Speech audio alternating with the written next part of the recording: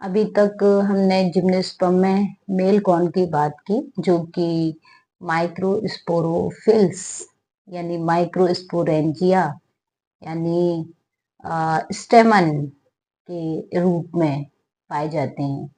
और जो प्रोथेलाई बनते हैं वो साइकस में एक प्रोथेलाई और पाइनस में दो मेल प्रोथेलाई का फॉर्मेशन होता है।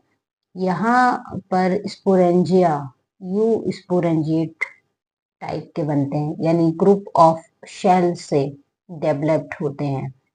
और साइकस में जो पोलन है ये स्मूथ होते हैं, और पाइनस के जो पोलन ग्रेन है ये विंग्ड पोलन ग्रेन कहलाते हैं। और यहाँ जब भी आप अब फीमेल कॉर्न की अगर बात करें तो देखिए, जैसे कि हमने मेल कॉर्न को माइक्रोस्पोरोफिल्स यानी माइक्रोस्पोरेंजिया यानी स्टेमन कहा है, तो यहाँ पर जो फीमेल कॉर्न है ये कहाँ पर बॉर्न होंगे? मेगा स्पोरोफिल्स, है ना। क्या कहलाते हैं? मेगा स्पोरोफिल्स यानी कार्पल। मेगा स्पोरेंजियम में फॉर्मेशन होता है। ये जो मेगा स्पोरोफिल्स होते हैं जिनको कार्पल्स कहा जाता है, इनका फॉर्मेशन कहाँ हो रहा है? मेगा स्पोरेंजियम में फॉर्मेशन हो रहा है। और ये जितने भी ओव्यूल बनेंगे ये कैसे होंगे? नेकेड होते हैं।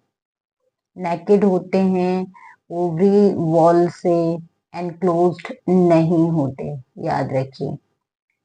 यही करेक्टरिस्टिक फीचर है कि यहाँ पर ओवरी वॉल से ओव्यूल क्या होता है?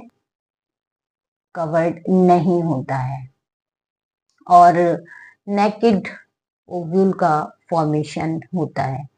अब किसी किसी जिम्नोस्पर्म में ये जो ओव्यूल हैं ये यूनिटैगमिक बाइटैगमिक होते हैं। यूनिटैगमिक जैसे साइकस में, बाइटैगमिक जैसे एफेड्रा में, पाइनस में। ये जो ओव्यूल हैं इनकी 3 लेयर पाई जाती हैं। और ovule mostly orthotropous ovule cycas में आप देखेंगे कि जो ओव्यूल है वो कैसा होगा? ऑर्थोट्रोपस। याद रखिएगा, जिम्नोस्पर्म में ओव्यूल ऑर्थोट्रोपस होता है। अब किस तरह के होते हैं, क्या करेक्टर है, इसमें हम जब ओव्यूल के बारे में बात करेंगे तब हम आपको बताएंगे कि डिफरेंट टाइप्स के जो ओव्यूल हैं वो ऑर्थोट्रोपस के क्या करेक्टर हैं, सस्टिनोट्रोपस क्या हैं, एम्फीट्रोपस क्या हैं। डिफरेंट टाइप्स के ओव्यूल के बारे में हम बाद में बात करेंगे। अभी हम जिम्नोस्पर्म के कैरेक्टर्स की बात कर रहे हैं। इनमें जो इंटेग्यूमेंट हैं ये 3 लेयर्स में होती है। इनर लेयर फ्लैशी होती है ना, जिसको इनर सार्कोटा के नाम से जाना जाता है। मिडिल लेयर स्टोनी होती है। ओव्यूल की मिडिल लेयर कैसी होती है? स्टोनी होती है। और यहाँ स्क्लेरोटेस्टा के नाम से जाना जाता है। और आउटर लेयर भी कैसी होती है? फ्लैशी होती है। तो इनर सार्कोटा और मिडिल स्क्लेरोटेस्टा और इनर आउटर सार्कोटा, ये 3 लेयर, इनर, मिडिल और आउटर। तो इनर और आउटर लेयर कैसी होती हैं? फ्लैशी होती हैं। और मिडिल लेयर स्टोनी लेयर होती है। याद रखिएगा, ये पूछा जाता है। यहाँ पर जो ओव्यूल हैं इनमें म्यूसिस का फॉर्मेशन होता है और 4 यानी 4 हैप्लॉइड मेगास्पोर्स का फॉर्मेशन होता है। 4 हैप्लॉइड मेगास्पोर्स का फॉर्मेशन, याद रखिए, 4 बनते हैं और एंडोस्पर्म बनता है। लेकिन यहाँ देखिए, जो एंडोस्पर्म है ये बिफोर फर्टिलाइजेशन होता है। एंडोस्पर्म का फॉर्मेशन जिम्नोस्पर्म में बिफोर फर्टिलाइजेशन होता है। फर्टिलाइजेशन से पहले ही एंडोस्पर्म बन जाता है। अब जब फर्टिलाइजेशन से पहले ही एंडोस्पर्म का फॉर्मेशन हो रहा है तो क्या होगा? ये एंडोस्पर्म हैप्लॉइड एंडोस्पर्म होता है। याद रखिएगा, जब मेल और फीमेल एक साथ फ्यूज्ड होते हैं तब डिप्लॉइड होता है, लेकिन यहाँ तो फर्टिलाइज्ड हुआ ही नहीं, उससे पहले ही एंडोस्पर्म का फॉर्मेशन हो गया है। तो ये जो एंडोस्पर्म होगा ये कैसा होगा? Haploid endosperm.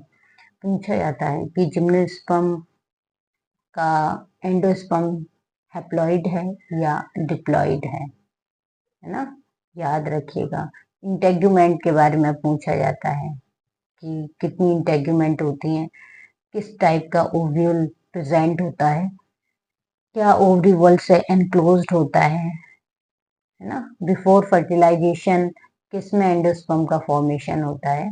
ये सभी क्वेश्चंस बड़ी ही आसानी से पूछे जाते हैं। यहाँ पर एग सेल और नेक शेल पाई जाती हैं, वेंटर कैनाल सेल यहाँ ओव्यूल में एब्सेंट होती है।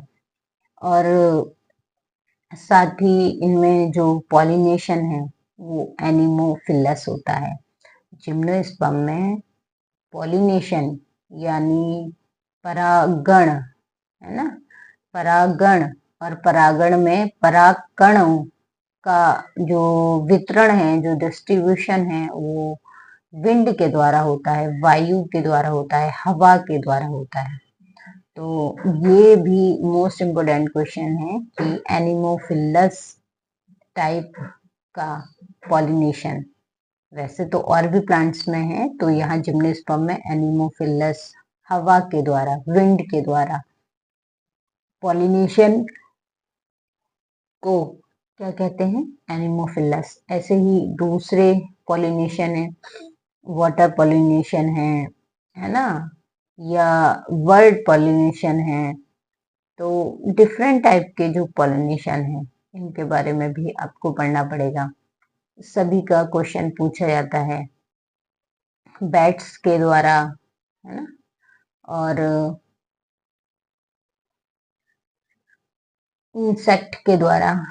तो ये सभी क्वेश्चन बहुत ही जरूरी हैं, इनसे आप आगे बढ़ते रहिए।